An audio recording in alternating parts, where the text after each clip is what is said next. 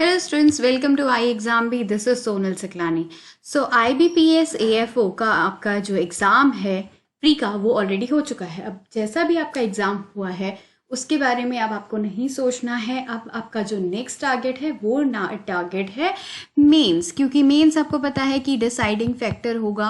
Pre का आपका अगर आप कट ऑफ भी पार कर लेते हैं तो भी आप मेंस में पहुंच जाएंगे, और मेंस में अगर पहुंच गए तो वो आपका जो क्रूशियल पार्ट है वो है, क्योंकि उसी से आपके डिसाइड होगा कि आपका सिलेक्शन होना है कि नहीं होना है। अब मेंस की तैयारी करने से पहले सबसे पहले क्या काम होता है कि आप उसका जो प्रीवियस ईयर का क्वेश्चन पेपर है वो ज़रूर एक बार देखें, उसको एनालाइज करें, किस टाइप के क्वेश्चंस आ रहे हैं, किस टाइप का ट्रेंड रह चुका है वो आप देखें। आज के इस वीडियो में हम डिस्कस करने वाले हैं 2022-23 का, यानी कि लास्ट ईयर का जो पेपर मेंस का एग्ज़ाम हुआ था उसके सारे क्वेश्चंस और उसके आंसर्स हम इस वीडियो में डिस्कस करेंगे। ठीक है, एक बार क्विकली देख लेते हैं कि क्या रहा था पैटर्न 2022-23 का मेंस का। तो इसमें करंट के काफ़ी क्वेश्चंस आए थे, 6 क्वेश्चंस इसमें करंट के थे। ठीक है, उसके अलावा एग्रोनॉमी के 4 ही क्वेश्चंस थे। ऑल्दो ये एक बहुत कोर सब्जेक्ट है, लेकिन 4 क्वेश्चंस इससे आए थे। सॉइल के 4 आए थे, हॉर्टिकल्चर के भी ठीक ठाक अमाउंट था, 5 क्वेश्चंस। एंटोमोलॉजी के भी यहाँ पर 5 क्वेश्चंस दिए गए थे। पैथोलॉजी के 4 क्वेश्चंस। ठीक है, उसके बाद जेनेटिक्स प्लांट ब्रीडिंग के 4 क्वेश्चंस। एनिमल हस्बेंड्री पे भी काफ़ी ये लोग क्वेश्चंस देने गए हैं अब, तो 5 क्वेश्चंस यहाँ से भी आए थे आपके। प्लांट फिजियो, एग्री इंजीनियरिंग से, इसको आपको नेग्लेक्ट नहीं करना है, यहाँ से भी क्वेश्चंस आ सकते हैं और हो सकता है यही डिसाइडिंग फैक्टर हो, क्योंकि बहुत कम स्टूडेंट्स हैं जो एग्री इंजीनियरिंग पढ़ते हैं और उनको काफ़ी डर रहता है एग्री इंजीनियरिंग से। तो आप देख सकते हो कि एग्री इंजीनियरिंग के अगर आपके 1-2 क्वेश्चंस करेक्ट हो गए तो हो सकता है आप वहीं से कट ऑफ पार कर जाए और आपका सिलेक्शन उसी वजह से हो। सो एग्री इंजीनियरिंग भी इग्नोर नहीं करना है। फॉरेस्ट्री है, फिशरीज से भी क्वेश्चंस। ठीक है, सो स्टार्ट करते हैं। फर्स्ट क्वेश्चन जो आप देख सकते हैं बेबी कॉर्न से आया था। ठीक है, जो एग्रोनॉमी है उसमें से बेबी कॉर्न से, या आप बोल सकते हो मेज से क्वेश्चन पूछे गए थे। बेबी कॉर्न की हार्वेस्टिंग किस स्टेज पे की जाती है? ठीक है, सो ये स्टेज जो हार्वेस्टिंग इसमें की जाती है ये की जाती है सिल्किंग के बाद। ठीक है, 1 to 3 days after silking. Silking क्या होता है? इसमें फीमेल जो पार्ट होता है वो होता है कॉब, जब इमर्ज आउट ही होता है उसी टाइम पे। ठीक है, इसके अलावा स्वीट कॉर्न अगर हम देख लें, स्वीट कॉर्न में थोड़ा डिफरेंट होता है हार्वेस्टिंग। उसमें होती है around 10 to 15 days after pollination, जब हो जाता है तब। और बाकी जो सारे हमारे टाइप के कॉर्न हैं उनमें मॉइस्चर परसेंटेज देख करके हार्वेस्टिंग की जाती है। ठीक है, नेक्स्ट आपका क्वेश्चन जो है that is during the rainy and winter season how sowing of maize is done. So maize हमारा क्या है? एक ऐसा प्लांट है जो कि वाटर के लिए बहुत सेंसिटिव है, वाटर लॉगिंग में भी ये सेंसिटिव है, और वाटर की अगर स्कैसिटी हो जाए तो उसके लिए भी बहुत सेंसिटिव है। तो इसलिए जो विंटर सीजन होता है, रेनी सीजन में आपने देखा कि बहुत ज़्यादा बारिश होती है, तो बारिश होने से क्या होगा? वाटर लॉगिंग की कंडीशन ज़्यादा होंगी, वाटर लॉगिंग ज़्यादा होगा। वाटर लॉगिंग से बचाने के लिए हम रिजेस और फरोज में इसकी सोइंग करते हैं। ठीक है, नेक्स्ट क्वेश्चन इज, फटाफट से हम क्वेश्चन यहाँ पर डिस्कस करेंगे बिकॉज वी हैव 50% फास्टर। ज़्यादा टाइम वेस्ट नहीं करना है हमें, इसमें आंसर्स देखने हैं और किस तरह के क्वेश्चंस आए थे वो देखना है। ठीक है, next question is which post harvest process is done in paddy before dehusking. यानी कि हस्क रिमूव करने से पहले जब वो पैडी रहता है उसी टाइम पे हम कौन सी ऐसी प्रोसेस करते हैं जिसकी वजह से ब्रेकेज का प्रॉब्लम जो है वो कम हो जाए, हमें हेड राइज ज़्यादा मिले। तो ये प्रोसेस होती है हमारी पार बॉइलिंग की। This is basically hydrothermal process. ठीक है, जिसमें स्टीमिंग की जाती है, तो उसकी वजह से जो जेलेटिनाइज हो जाता है अंदर का कर्नल और वो ब्रेकेज कम होता है उसमें। ठीक है, next question is question number 4। Rational equation is the simplest method to determine peak discharge from drainage basin run off. So Q equals to CIA, ये एक इक्वेशन है। ये इक्वेशन किस चीज़ की है? जब रन ऑफ होता है, जब बहुत ज़्यादा रेनफॉल होती है किसी भी एरिया में, अगर बहुत ज़्यादा रेनफॉल होने लगी तो पहले तो क्या होगा? इन्फिल्ट्रेट होगा वाटर। इन्फिल्ट्रेट होने के बाद एक टाइम के बाद क्या? सैचुरेट हो जाएगी ऊपर की सॉइल। जब सैचुरेट हो जाती है उसके बाद होता है रन ऑफ। ठीक है, तो ये रन ऑफ की ही आपकी एक इक्वेशन है। Q इसमें है total quantity of run of, कितना वाटर रन ऑफ हो रहा है। ठीक है, C यहाँ पर पूछा गया है। C क्या होता है? C is run of coefficient. ठीक है, उसके अलावा आई जो है that tells us about the intensity of rainfall, और एरिया होता है, ए मतलब हमारा क्या होता है, एरिया, जितना टोटल कैचमेंट एरिया है, ठीक है। नेक्स्ट क्वेश्चन पे चलते हैं हम। Question number 5 is about revolving fund. So revolving fund किसका है, ये NRLM, यानी कि जो DNRLM है हमारा, दीनदयाल अंत्योदय योजना के under national rural livelihood mission आता है, ठीक है। और इसमें बेसिकली क्या है, जो भी गांव के लोग हैं, रूरल एरियाज़ के लोग हैं, उनमें लिवलीहुड वो कैसे जनरेट करें, उसके लिए ये एक स्कीम है। क्वेश्चन क्या पूछा गया था कि इसमें जो SHGs होते हैं उनको कितना मिनिमम आपका कॉर्पस दिया जाता है, यानी कि रिवॉल्विंग फंड कितना दिया जाता है। रिवॉल्विंग फंड क्या होता है, बेसिकली कि जो फंड उनको दिया जाएगा एज अ क्रेडिट, और फिर वो एक मेंबर से दूसरे मेंबर को वो पास ऑन करते रहेंगे, मतलब जैसी जिसकी नीड होगी वैसे वैसे वो खुद ही वहाँ से लोन लेके और फिर उसका वापस से रीपे करते हैं अमाउंट, और फिर वो अपने ही अंडर जो पूरा सेल्फ हेल्प ग्रुप है वो करता है, ठीक है। सो मिनिमम अमाउंट और मैक्सिमम अमाउंट इसमें पूछा गया था, तो इसमें है आंसर आपका 10,000 to 15,000। ऑलराइट, नेक्स्ट क्वेश्चन पे चलते हैं। Question number 6, which scheme provides a legal guarantee of 100 days wage. So ये बहुत ही ईजी क्वेश्चन था आपका, ये बहुत बार हमने ऑलरेडी पढ़ चुके हैं कि नरेगा जो एक स्कीम है, महात्मा गांधी नरेगा, ये एक ऐसी स्कीम है जहाँ पर 100 days of unskilled labour provide किया जाता है, और जो ऐसे एरियाज़ हैं जहाँ पर ड्रॉट प्रोन एरियाज़ हैं वहाँ पर 150 days का एम्प्लॉयमेंट दिया जाता है, ठीक है। Next is question number 7, which of the following statutory body is not under the ministry of commerce and industry. So tobacco board होता है, कॉफ़ी बोर्ड भी होता है, रबर बोर्ड भी होता है, टी बोर्ड भी होता है, लेकिन कार्डमम का अलग से बोर्ड नहीं है। ये किसके अंदर आता है, स्पाइसेस का जो बोर्ड होता है उसी के अंडर आता है। और अभी जो रिसेंटली फॉर्म हुआ है वो कौन सा बोर्ड है, टर्मरिक का बोर्ड, ठीक है। सो ये हो सकता है इस साल एग्जाम में आपके आए कि टर्मरिक का बोर्ड कौन सी मिनिस्ट्री के अंडर बना है या फिर कैसे बना है, ठीक है, उस टाइप के क्वेश्चन आ सकते हैं। Then you have another question, what is the limit of credit for FPOs।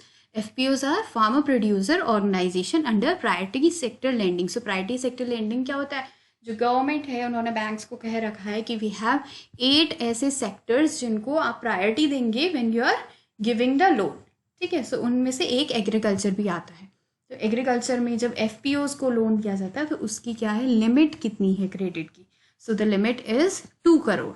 Alright, next question पे चलते हैं। Question number 9, what is the ceiling of financing limit under the ACABC scheme. ये क्या है, agree clinic and agri business centres जो बनाए जाते हैं अंडर मैनेज ये आता है, ठीक है। इसमें क्या करते हैं, ये जो भी एग्री ग्रेजुएट्स हैं वो अपना मतलब पहले वो ट्रेनिंग लेंगे यहाँ पर, फिर उनको क्रेडिट प्रोवाइड किया जाता है ताकि आप अपना एग्री बिजनेस स्टार्ट करिए या फिर आप अपना एग्री क्लिनिक स्टार्ट करें, ठीक है। क्वेश्चन क्या है कि 5 members को जब ट्रेनिंग दी जाती है तो उनको वो जो पूरी उन्होंने ट्रेनिंग करी है उसके बाद क्या है वो प्रोजेक्ट एस्टैब्लिश करेंगे, तो उसके लिए कितना क्रेडिट दिया जाता है, ठीक है।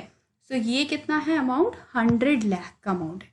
अगर इंडिविजुअल होगा तो 20 लाख दिया जाता है, अगर 5 members का ग्रुप है तो 100 लाख, ठीक है।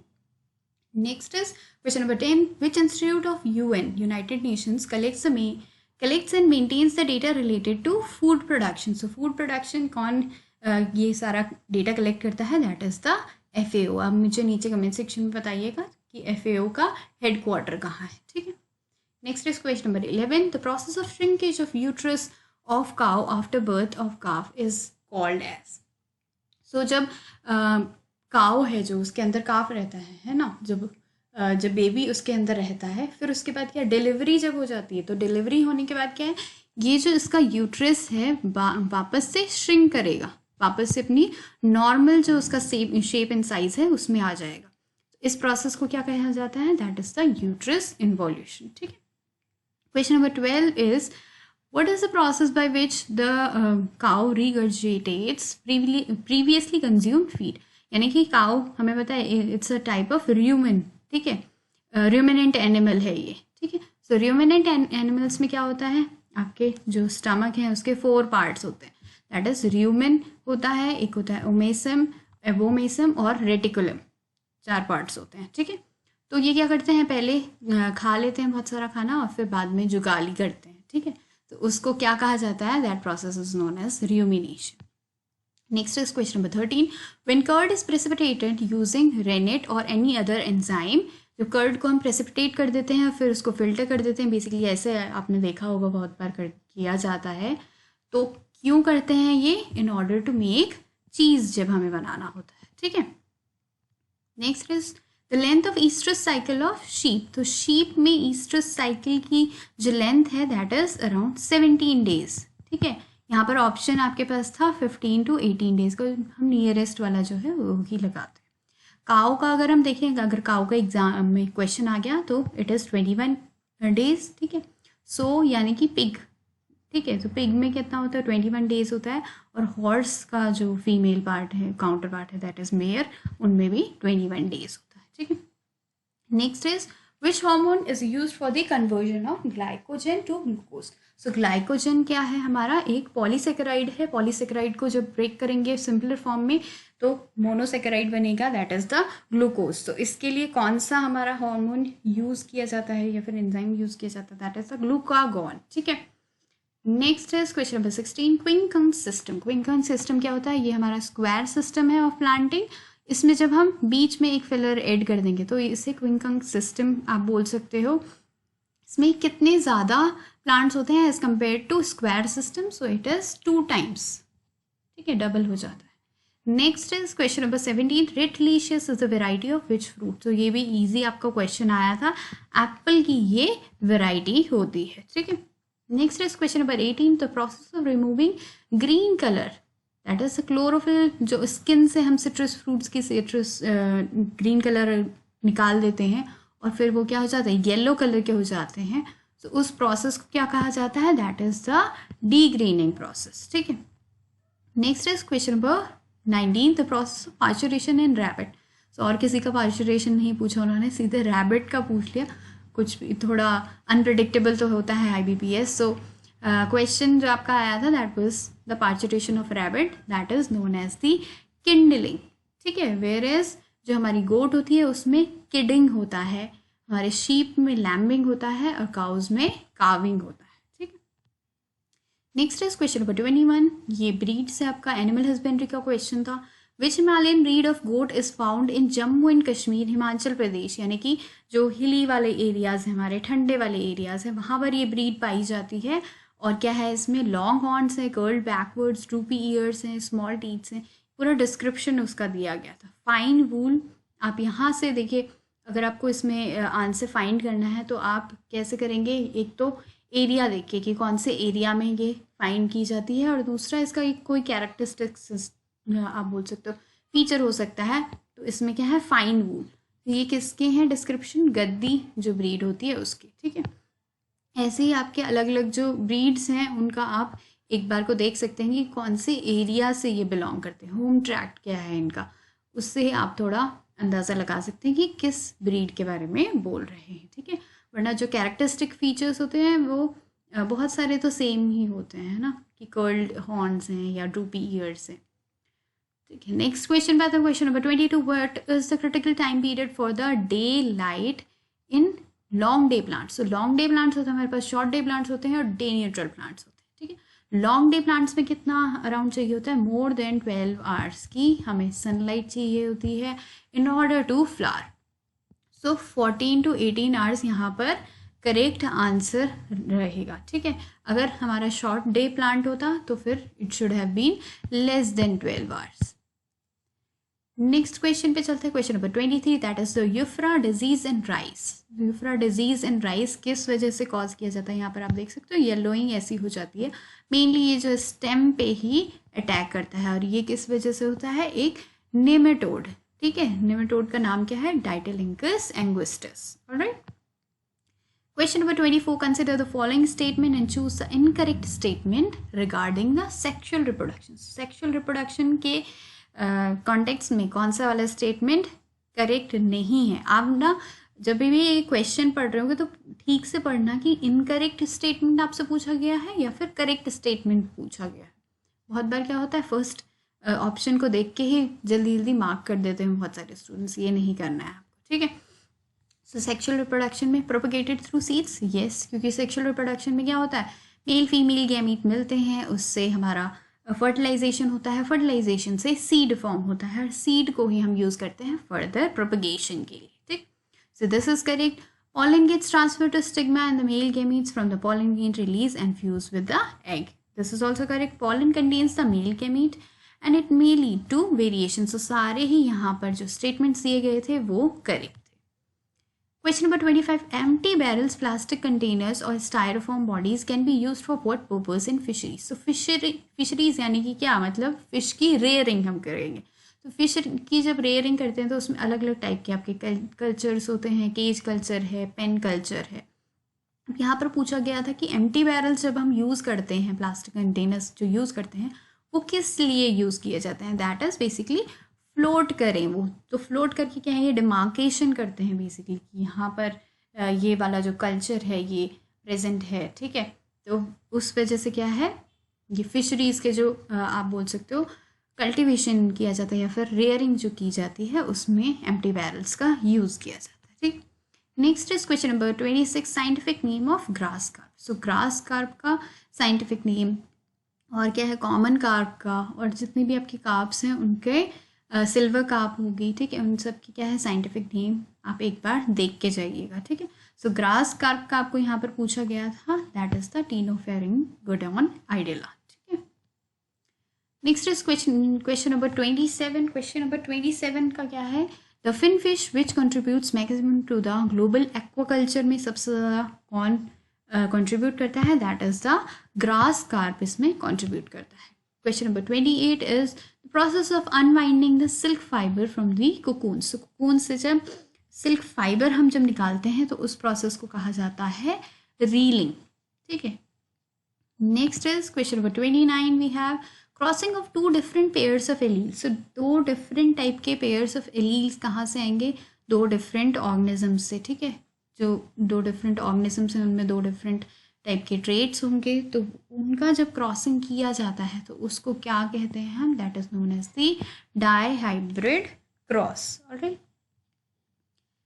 Then we have another question number 30.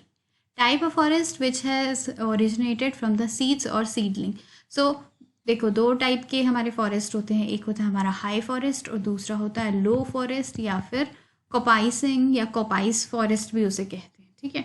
सो क्या होता है हाई फॉरेस्ट में, हाँ, जो न्यू ट्रीज लगते हैं, न्यू सीडलिंग्स लगते हैं वो सीड्स के थ्रू लगते हैं, सीड्स हम इसमें यूज़ करते हैं. वेयर एज लो फॉरेस्ट या कोपाइसिंग में क्या किया जाता है, जो हमारा पूरा ट्री है उसको नीचे से कट नहीं करके बल्कि थोड़ा ऊपर से, थोड़ा हाइट से उसको कट किया जाता है, ताकि जो ऊपर वाला पार्ट तो हमने हार्वेस्ट कर लिया लेकिन जो नीचे वाला पार्ट है ये बाद में क्या करेगा, न्यू कोपाइसेस या फिर आप बोल सकते हो न्यू स्प्राउट्स निकलेंगे उससे, तो उससे भी नया प्लांट जो है रीजनरेट होता है. ऐसे फॉरेस्ट को क्या कहा जाता है, लो फॉरेस्ट या फिर कोपाइस फॉरेस्ट, ठीक है.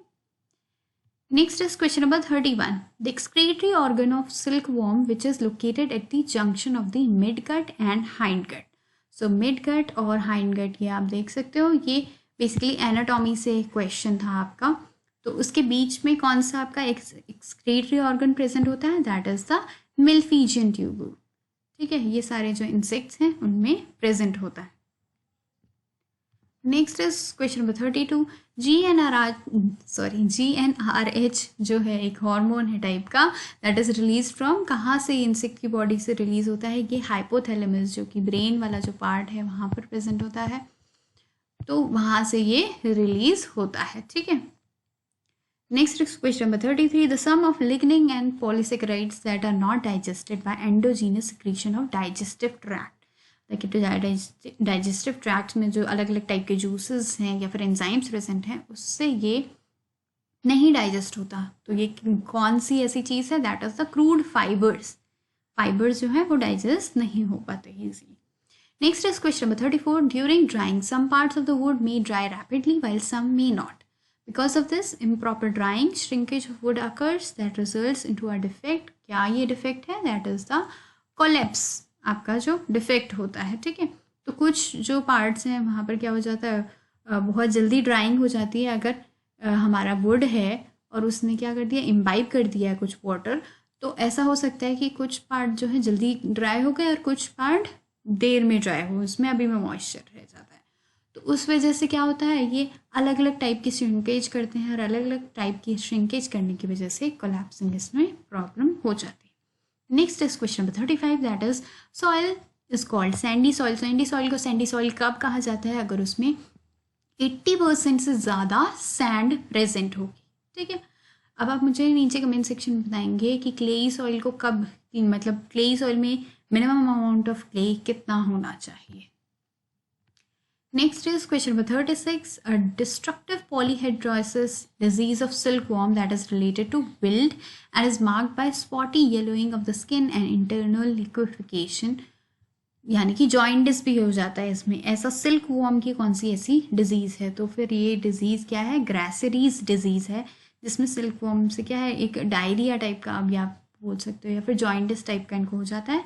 इसके साथ साथ ही येलोइंग होने लगती है इनकी बॉडी में। ठीक है, next is question number 37, among the following which is an example of amide fertilizer। so this was an easy question, ये हम बहुत बार पढ़ चुके हैं कि यूरिया एक एमाइड फर्टिलाइज़र होता है। ठीक है, उसके अलावा हमारे पास कैन है, कैन जिसको कहा जाता है किसान खाद हम इसको कहते हैं, और ये क्या होता है, एक न्यूट्रल आपका फर्टिलाइज़र होता है। ठीक है, then we have question number 38, among the following which is the component of knowledge consuming system. So 3 type के आपके सिस्टम होते हैं। एक होता है नॉलेज जनरेटिंग सिस्टम, जहाँ से कि कोई भी नॉलेज या फिर कोई भी जो रिसर्च वगैरह है वो जनरेट हो रही है। ठीक है, सो ये जितनी भी आपके एग्रीकल्चर यूनिवर्सिटीज़ हैं या फिर रिसर्च इंस्टीट्यूशंस हैं, वो होता है हमारा knowledge generating system.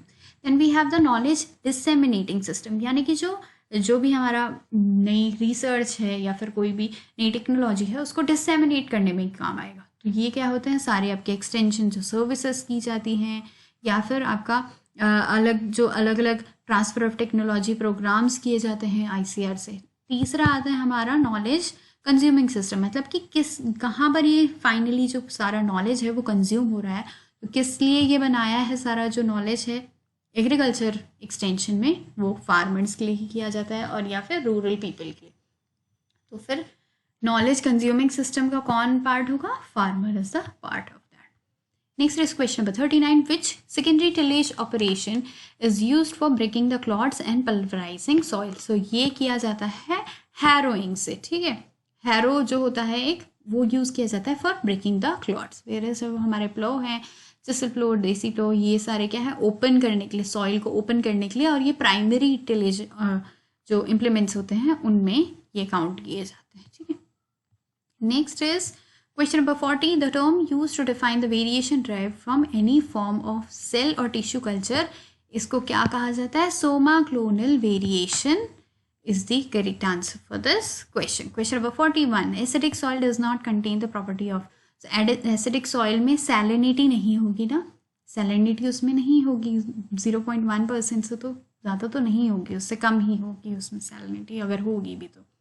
Generally acidic soil में एसिडिक जो भी आपके मिनरल्स हैं वो प्रेजेंट होता है। ठीक है, इसकी सी कैटायन एक्सचेंज कैपेसिटी कम होता है, pH तो ऑब्वियसली लो होता है, और जनरली इसमें क्या होता है, आयरन और एल्यूमिनियम के अलग अलग मॉलिक्यूल्स प्रेजेंट होता है। ठीक है, next is question number 42, little leaf of brinjal. So little leaf of brinjal किस वजह से, देखिए इसमें क्या है, बेसिकली ये अलग अलग टाइप के आपके वायरल जो डिजीजेज होते हैं, इनमें एक वेक्टर चाहिए होता है, तो ट्रांसमिट करने के लिए जो वेक्टर चाहिए होता है, लिटिल लीफ ऑफ ब्रिंजल में क्या होता है, प्लांट हॉपर। ठीक है, next is question number 43, so forestry से बेसिकली या तो आपके एग्रो फॉरेस्ट्री वाले क्वेश्चन आते हैं या फिर बोटानिकल नेम कभी कभी पूछ लिया जाता है। तो लास्ट ईयर आपको बोटानिकल नेम पूछा गया था साल का, तो that was easy, Shorea robusta इसका आंसर था। ठीक है, next is question number 44, person performs vegetable cultivation, fishery, woody crops, but that is for self consumption. So सिर्फ जब सेल्फ कंजम्पशन के लिए ही कोई अपने जो लैंड एरिया है उसके हाउस के पास ही, ठीक है, घर के पास अगर कोई लैंड एरिया है, वहाँ पर अगर कोई ये सारे जो आपके ऑपरेशंस है वो करता है कि वेजिटेबल की कल्टीवेशन कर ली, या फिर कुछ फ्रूट ट्रीज उगा लिए, या फिर हमारे पोल्ट्री का थोड़ा कल्टिवेशन कर ले, मतलब पोल्ट्री का रेयरिंग कर लिया, तो उसको क्या कहा जाता है, होमस्टेड एग्रो फॉरेस्ट्री से टर्म दिया जाता है, ठीक। Then we have question number 45, the process of removal of stamens. तो स्टेमेंस और एंथर्स को जब हम रिमूव कर लेते हैं, यानी कि जो मेल पार्ट है, और जब हम उसको रिमूव कर देते हैं फ्रॉम एनी फ्लावर, उसको क्या कहा जाता है, दैट इज द इमैस्कुलेशन, ठीक है। Next is question number 46, the old man cactus. ये थोड़ा आप बोल सकते हो अनप्रडिक्टेबल सा ये क्वेश्चन आ रखा था आपका, कि ओल्ड मैन कैक्टस का साइंटिफिक नेम आपसे पूछ लिया गया था। So the answer for that is Cephalocereus senilis, ठीक है। ऐसे कुछ क्वेश्चंस, एक दो क्वेश्चंस हो सकते हैं कि बहुत ही आपको आउट ऑफ कंटेक्स्ट क्वेश्चन पूछ लिए जाए, ठीक है। Next is question number 47, that is the part of engine where ignition and mixing of fuel and air takes place and the gases get sufficient place to mix air by which engine can produce power। तो ये वाली जो पूरी process है, जहाँ पर क्या है, आपका फ्यूल जो है और उसके साथ एयर जो है वो मिक्स होगी, और उसके बाद क्या है, ignition takes place, that happens in cylinder part, ठीक है। क्वेश्चन नंबर 48 है, dash is a non living organic matter within soil derived from microbial decomposition of plants and animals. तो ये क्या है, बेसिकली आपका ह्यूमस है, ठीक है। इस question number 49, the germination percentage of onion का जर्मिनेशन परसेंटेज कितना होता है, इट इज अराउंड 70% होना चाहिए, ठीक है, in case of certified seed. जब भी आपको आप कहीं अच्छी एजेंसी या फिर आप बोल सकते हो जो सर्टिफाइड एजेंसीज हैं, वहाँ से अगर आप सर्टिफाइड सीड्स खरीदते हैं, तो आपको जो पैकेट है उसमें उसका जर्मिनेशन परसेंटेज दिया रहता है, that is the standardised 70% onion के केस में होता है। Question number 50 is, dash are a group of trees and shrubs that live in the coastal intertidal zone. So intertidal zone जहाँ पर कि थोड़ा पानी प्रेजेंट होता है, ठीक है, थोड़ा सैलाइन वाटर आप बोल सकते हो हल्का हल्का प्रेजेंट होता है। ऐसे कंडीशन में कौन से ट्रीज ग्रो करते हैं, mangrove trees generally grow in these areas. Question number 51 is, operation of pulsing is done for.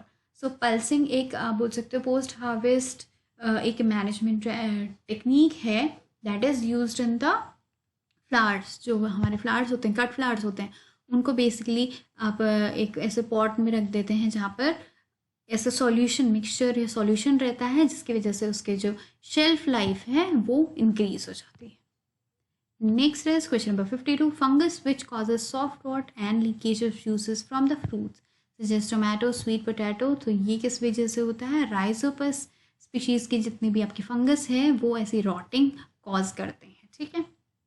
Next is question number 53, it is best when it is in larva, मतलब कि larval stage ही इसकी है, attacking stage है, feeds on crops and it grows in size till it प्यूपेट्स and remains dormant for the August till end of May. कौन सा ऐसा paste है, तो ये पेस्ट है आपका red hairy caterpillar, alright. Next is question number 54, in combined harvester the ratio of, see combined harvester basically हम किस लिए यूज़ करते हैं, हार्वेस्टिंग के पर्पज़ के लिए यूज़ करते हैं ना, जब हमारी क्रॉप को हार्वेस्ट करना होता है, तो उसमें क्या होता है आपका एक reel peripheral speed to the forward speed एक मेंटेन करनी पड़ती है, रेशियो उसका रखना पड़ता है। तो रेशियो कितना रखना पड़ता है, 1.25 to 1.50 आपको रखना पड़ता है, अदरवाइज अगर ये बढ़ गया या फिर कम हो गया तो शैटरिंग की प्रॉब्लम होने लगती है, ठीक है। Next is question number 55, you have the leaf spots are characterized by chlorotic lesions, angular to irregular in shape, later turn into grayish brown with profuse sporulation। So पूरा को डिस्क्रिप्शन दिया गया था कि कैसे कैसे सिम्टम्स होते हैं अगर ये जो भी फंगल डिजीज़ है या फिर बैक्टीरियल डिजीज़ है, अगर ये हो जाए प्लांट में, तो ये आपके सिम्टम्स हैं। अब आपको आइडेंटिफाई करना है कि कौन सा ये डिजीज़ है। तो ये यहाँ पर डिजीज़ था आपका सर्कोस्पोरा लीफ स्पॉट का, जहाँ पर स्पॉट्स बन गए थे बेसिकली। क्लोरेटिक लेजन्स से आप इसको थोड़ा रिलेट कर सकते हो, ठीक है, क्योंकि मॉटलिंग में तो होता नहीं, मॉटलिंग में बेसिकली रॉटिंग टाइप की होती है, ठीक है। ब्लाइट में भी क्या होता है, येलोइश आपके पैचेस बन जाते हैं। ब्लैक हार्ट में क्या होगा, ब्लैक बेसिकली बीच में जस्ट इन केस ऑफ आप बोल सकते हो जैसे पोटैटो में है तो बीच में क्या है, ब्लैकिश कलर होने लगता है। तो ये इसका जो अप्रोप्रिएट आंसर है वो that is the Cercospora leaf spot. Question number 56 is power generated in engine cylinder and received by piston without frictional losses. So ये क्या होता है basically? This is IHP, that is indicated horsepower, ये signify करता है, ठीक है।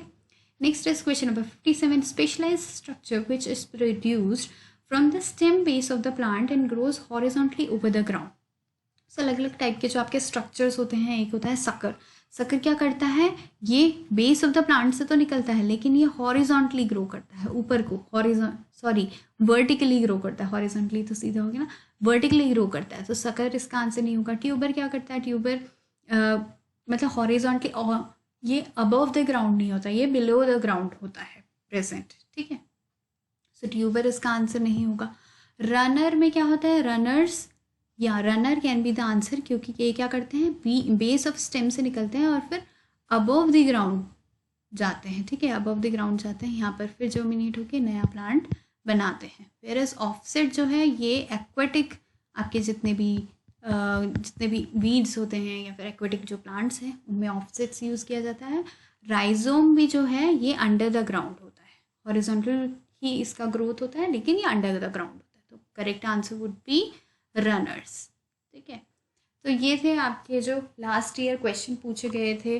अगर आपको और भी देखने हैं कि 2022 में कैसे आए थे या 2021 में कैसे आए थे, 2020 में कैसे आए थे, तो आप iExamB की साइट पे जाके फ्री में ये सारे जो क्वेश्चन पेपर हैं वो चेक आउट कर सकते हैं, कैसा क्या ट्रेंड रहा है, किस तरह के क्वेश्चंस पूछे गए हैं, वो सारे आप देख सकते हो। इसके अलावा आपको क्या दिया गए हैं, जितने भी आपके मेंस हैं, मेंस का जो फ्री मॉक टेस्ट आपको अवेलेबल कराया गया है वो आप जाके वहाँ पर चेक कर सकते हो। अपनी जो प्रिपरेशन है वो आप देख सकते हो। अभी आपके पास कम टाइम है, 1 महीना। आपको पता है कि 28 जनवरी अराउंड पे ये आपका एग्ज़ाम हो जाएगा, टेंटेटिव डेट है, तो अभी से आपको प्रिपरेशन स्टार्ट कर देनी है, बिल्कुल भी वेट मत कीजिए।